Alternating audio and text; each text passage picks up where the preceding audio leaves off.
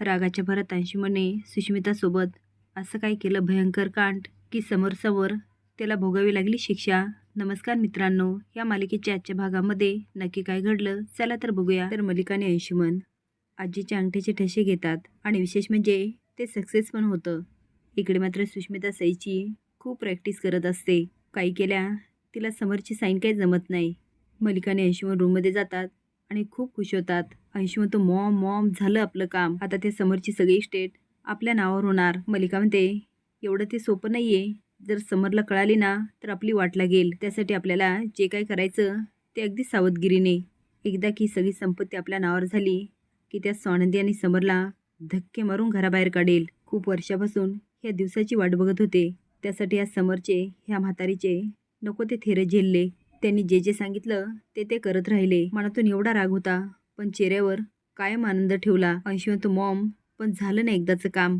मलिका म्हणते हो, पण समर स्वानंदीच्या यायच्या पहिले ती म्हातारी उठली पाहिजे. अंशुमन तो मॉम तू तिला जास्त डोस दिला नाही ना.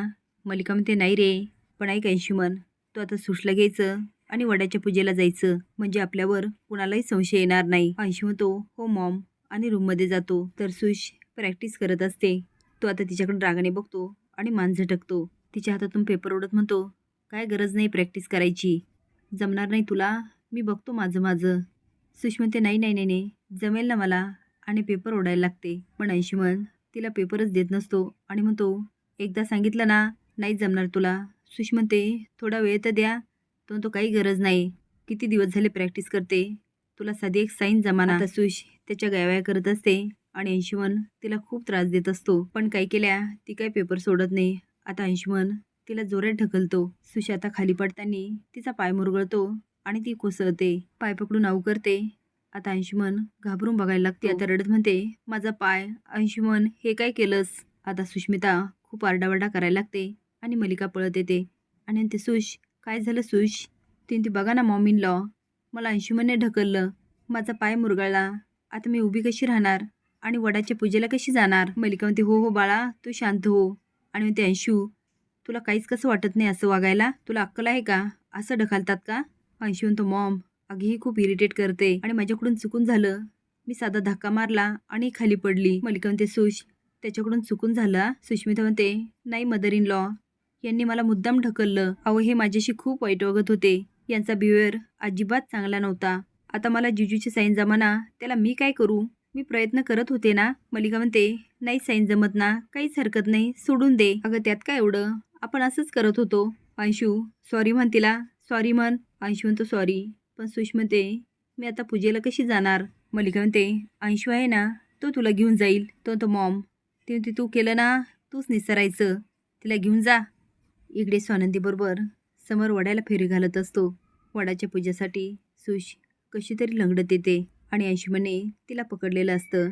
तेवढ्याच समोर बघतो. अंशू घाबरतो आणि पटकन सुशला उचलून घेतो. आता हे बघून स्वानंदी संशयाने बघायला लागते. समोर स्वानंदी काही बोलणार तेवढ्यात अंशू म्हणतो दादा तू इथे कसा. हां वहिनीसाठी आला असेल ना. हो मी पण माझ्या स्वीट हार्टसाठी आलो, चला आम्ही पूजा करून घेतो. स्वानंदी म्हणते अरे तिला खाली तरी उतरव. तो नाही वहिनी, माझ्या बायकोवर माझं खूप प्रेम आहे आणि 7 जन्मी मला हीच बायको मिळण्यासाठी मी पण वडाला फेरे घेणार. सुष म्हणते सो स्वीट. आता अंशुमन सुशला घेऊन वडाला दोरा गुंडाळत असतो. तोपर्यंत समर आणि स्वानंदीची पण पूजा होते. तो आता बघतो ते बाजूला निघून गेलेले. आता अंशुमन तिला झटक्याने खाली ठेवतो आणि सुशचा पाय दुखतो. ते अंशुमन हे काय, माझा पाय दुखला ना. तो गबग कर गुपचूप पूजा. ती अहो मी कशी करणार, मला तुम्ही उचलून घेणार होतात ना.